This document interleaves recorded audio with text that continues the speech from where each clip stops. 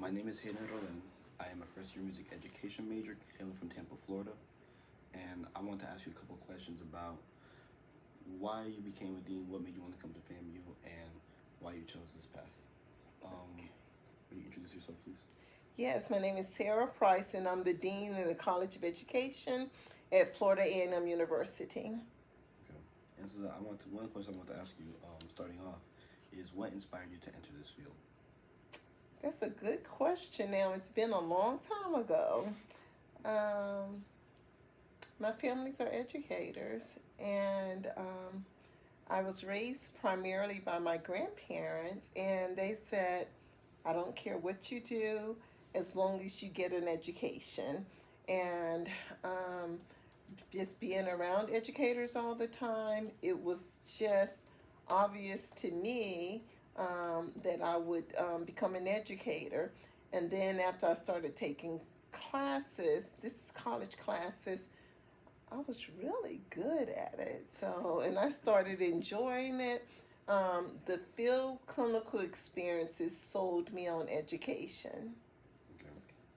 Did I answer that question? That was a really good answer. Okay, thank you, sir. Now moving on, since now you're a dean in a position where you're an overseer almost, what skills are most important for students in this major? Perseverance. You have to be persistent. You have to have compassion. You have to be a content knowledge expert.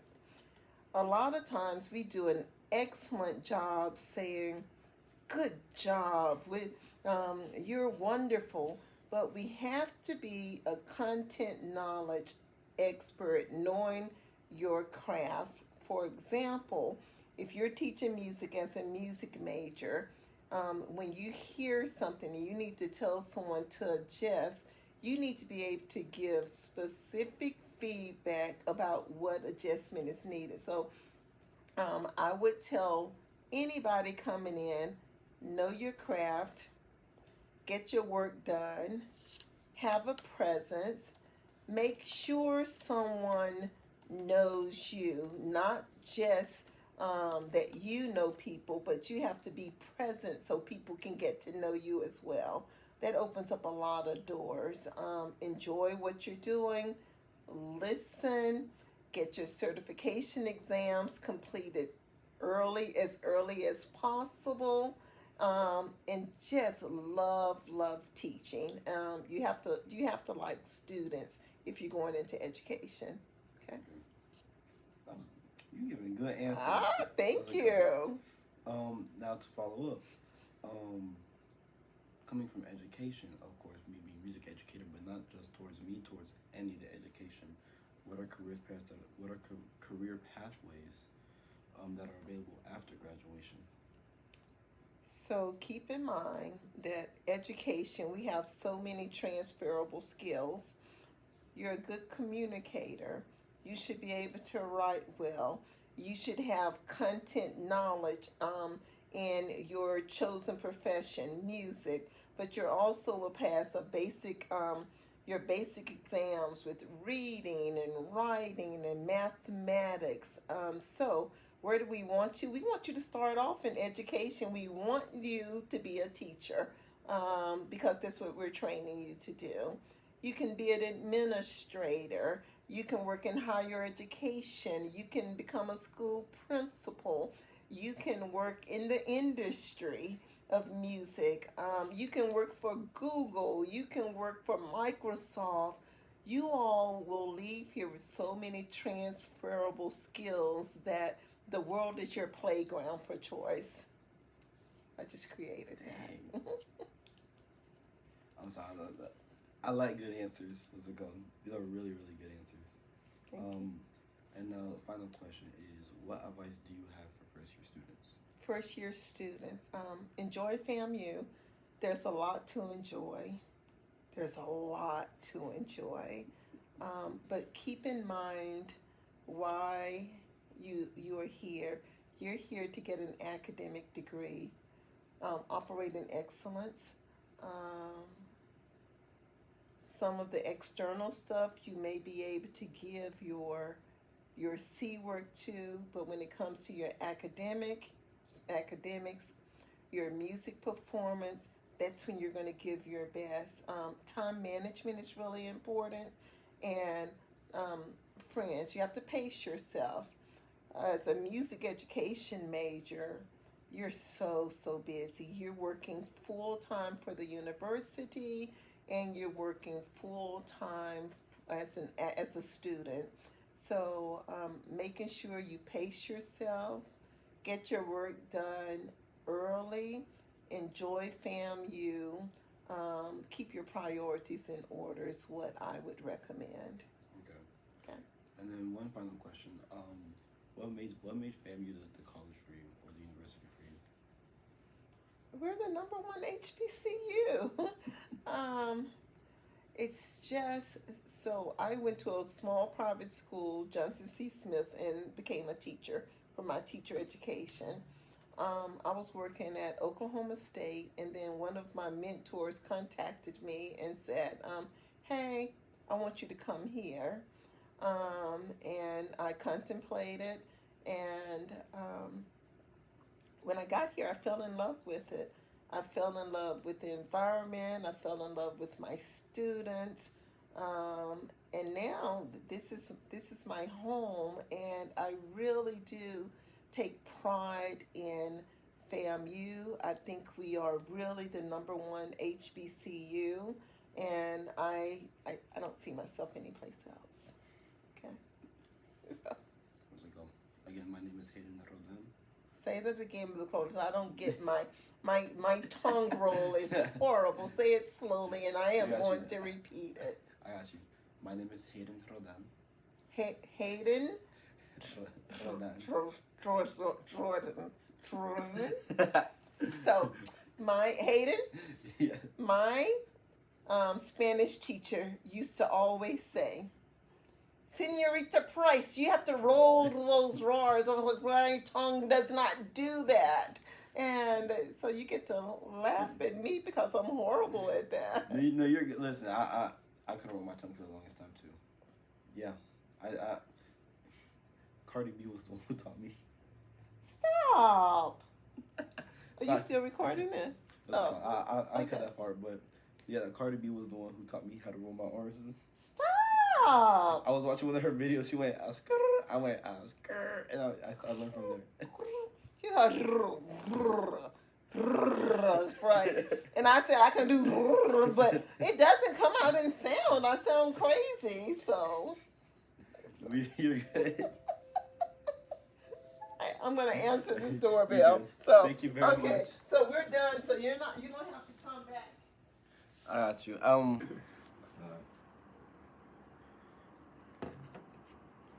Greetings, my name is Hayden Rodan. I am a first-year music education scholar hailing from Tampa, Florida, and I want to come today and interview you. So if I may ask, who are you? All right. How's it going, Hayden? My name is Dr. Shelby Chipman, and I serve currently as the Director of Bands here at Florida A&M University in Tallahassee. And, of course, this is my now 26th year here on campus. I've served as Assistant Director and Associate Director, and then in 2016, I was appointed the Director of Bands. And just a little bit of my short background from Miami, Florida. Was in music all my life, in high school, especially being drum major at Miami Northwestern High School, and matriculated to FAMU, where I double majored in computer science and music education. And yeah, I'm glad to be back here on campus as the director. So then, the first question of the interview I'd like to ask is, what inspired you to enter this field where you're now the lead director of the Marching 100, and you're now intertwined with the history of music here?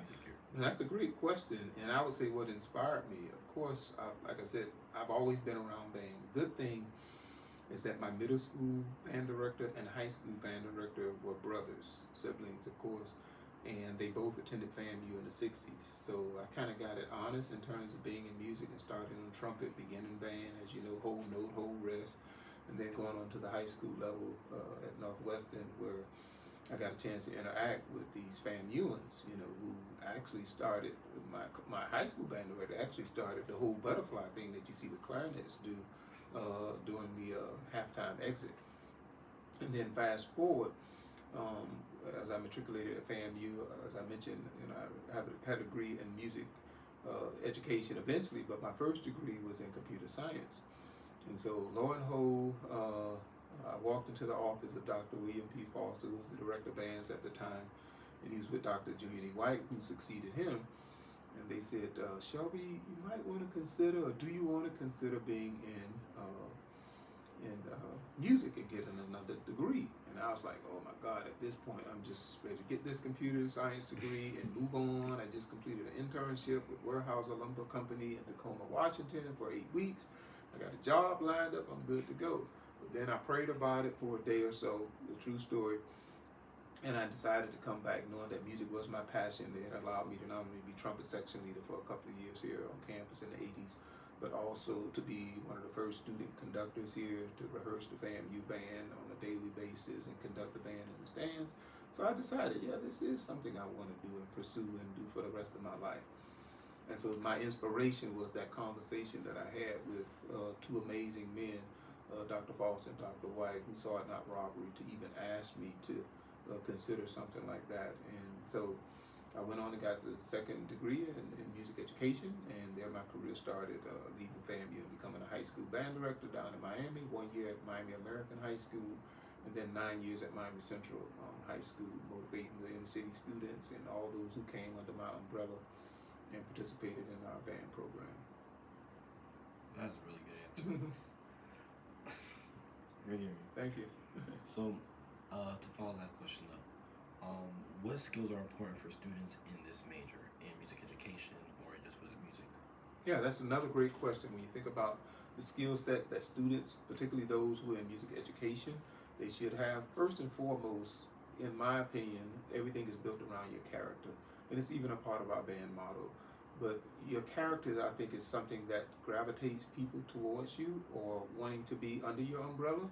And that's why you see a lot of music programs. And I'm just coming off a 2-year term a year ago as the Florida Music Education Association president. And one of my platforms centered around building communities and realizing you got to reach people and meet them where they are. And certainly having that personality and your character that people will feel comfortable around and want you to give them the information to inspire them, as you just asked that question about inspiring them and motivating them to want to be in your music program, starts with us. How we speak, how we articulate ourselves, how we dress, our mannerisms, how we interact, how we're able to convey the things that we want to say to folks that meets those students where they are, whether they're a beginning student or whether they're the student that's been in an all-state ensemble somewhere in point.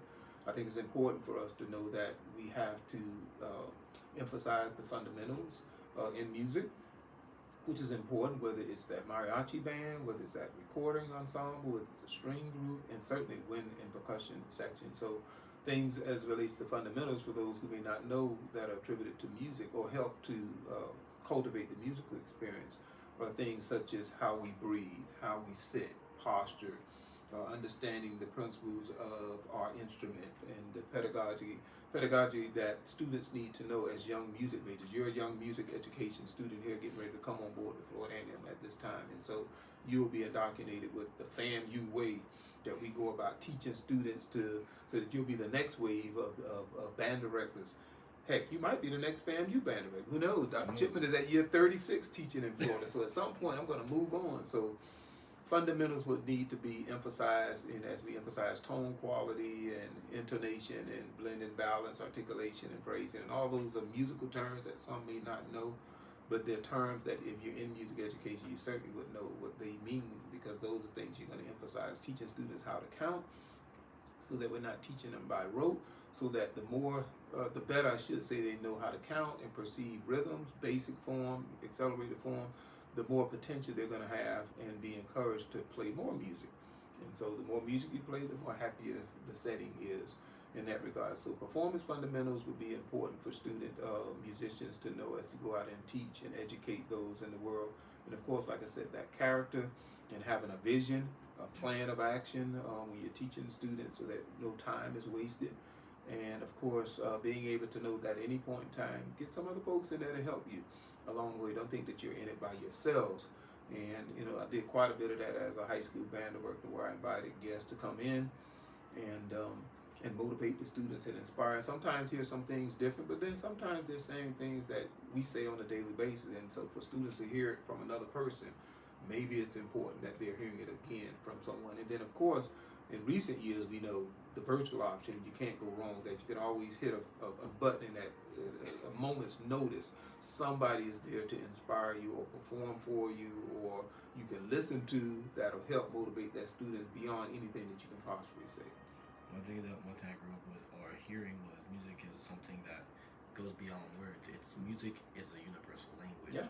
No matter you speak Spanish, English, what's it called, or whatever language, music and the emotions within it, you can transfer to people.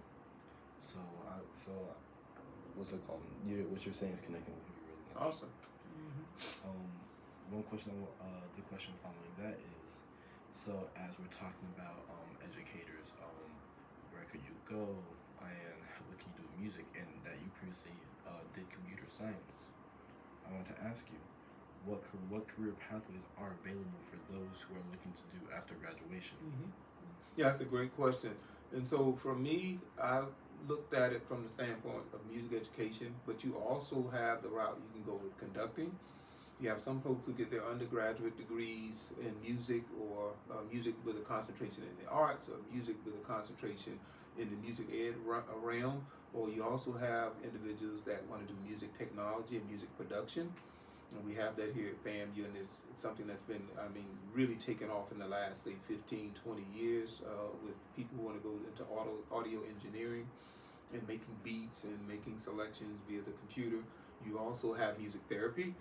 I've even had recent years a few students going to music therapy because they want to help fix the inner mental aspects of those who enjoy music, but may not be able to experience it like others, particularly those who may be in elderly homes and whatnot. And so it's a great opportunity that they have to connect with sometimes those who are older, but not necessarily those who are older. So the music therapy is another route individuals can take.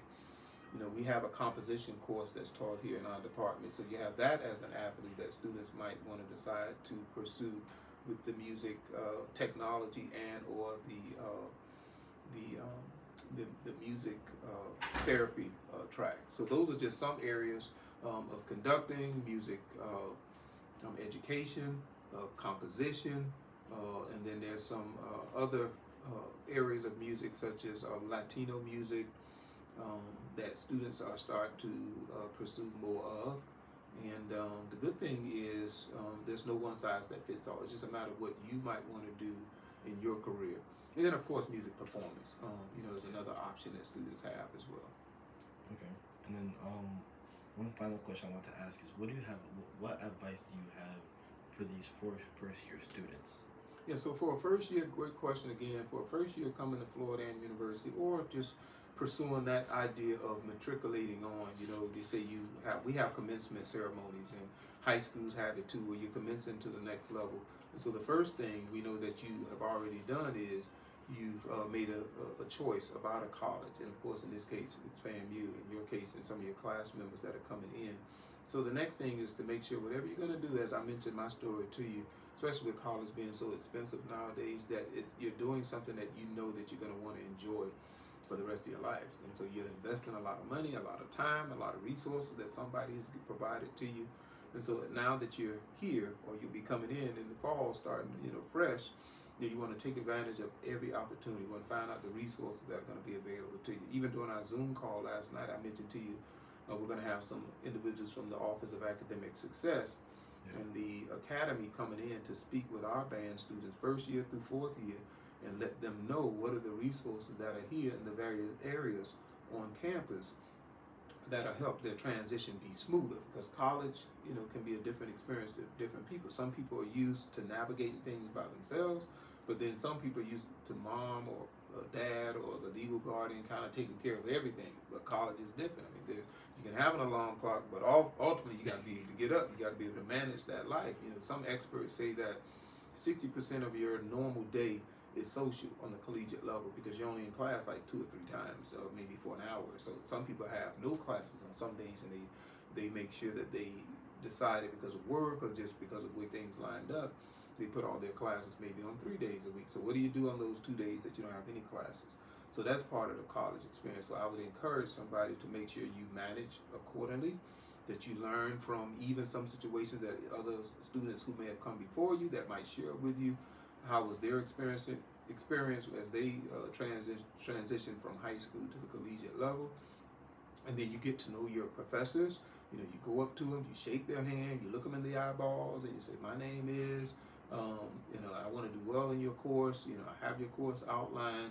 You know, are there any other things that, you know, you would recommend that I do specifically for your class to stay on schedule with uploading assignments or turning in assignments or feedback that you might give? But you make that personal connection to your professors right during the first week. And maintain, of course, order as relates to assignments that are going to be due, because in order for you to get to the program, it's simple, but you got to pass the classes. Yeah. So, but you've done your due diligence in making sure that you're following up on things that you need to get done, and know there are a lot of resources on campus that can help you. You just got to be willing to ask for assistance as needed. And center yourself and circulate yourselves around people who want to be successful. That's the last thing I would say to you. Okay. And then, as like a bonus question, if you will, one thing I want to ask is, what is something that you would tell your younger self? Seeing where you are now, how far you've come, and what you've accomplished, what is something you tell your little self from when you were like middle school or high school? What's something you would tell? For my middle self or myself back in the day, if I had to do it all over again, what would be some things I would encourage myself to do? Apply my life lessons to what I wanted to achieve. Apply the life lessons to what I want to achieve, and do it on a even more aggressive level. I think I've done it in a very positive way based on the spirit that I have and what I do and how I lead groups. But that would probably be the thing I would encourage myself to do. Yeah. Okay. All right. Thank you very much. All My right. name is Hayden. All right.